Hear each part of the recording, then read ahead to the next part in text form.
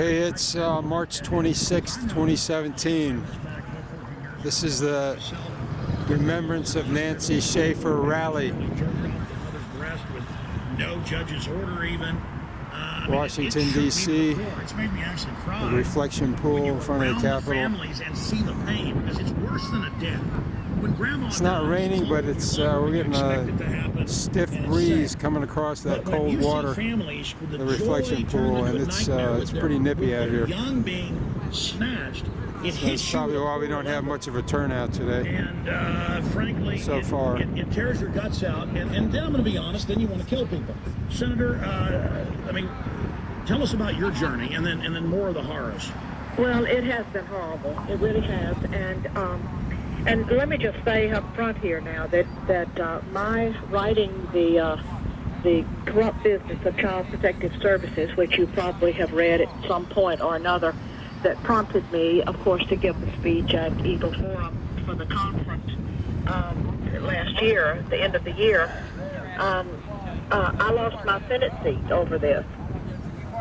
And in working, and let me say that there are causes worth losing over, so it hasn't distressed me that much. It's just given me more time to work on this issue and other issues. But in calling around the country to other state representatives and senators, asking them would they help this family or that family that have been contacting me, they have told me that if they help, if they do anything, they will lose their job. Isn't that interesting? Oh, it's a mafia. And of course it cost me my Senate seat. But that's okay. That's okay. We're moving forward. We're exposing what is being done.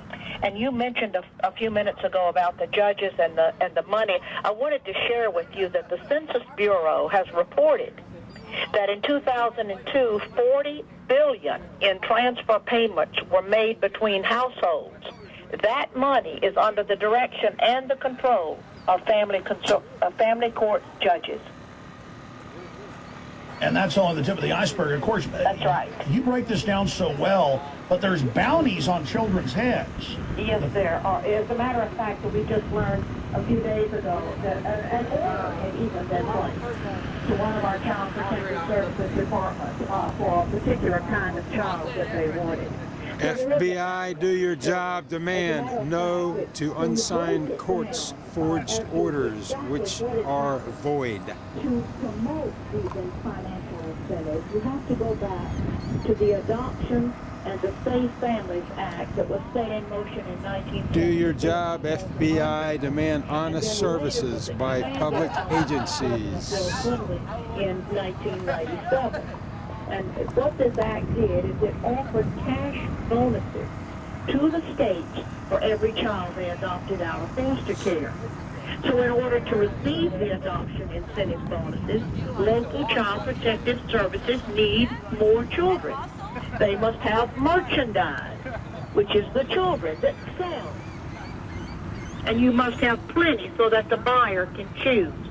Some counties are known to give $4,000 to $6,000 bonus for each child adopted out to strangers, and an additional $2,000 for special needs children.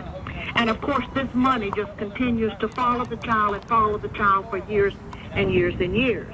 And the employees work to keep those federal dollars flowing. And that's why 67% of children nationally, and that happens to be the average in Texas as well, we have the state hearings on this, are on multiple psychotropic drugs, because once they give them a designation, then the cash amount goes way up.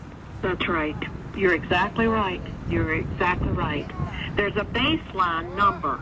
There's a baseline number of expected adoptions based on population for each state.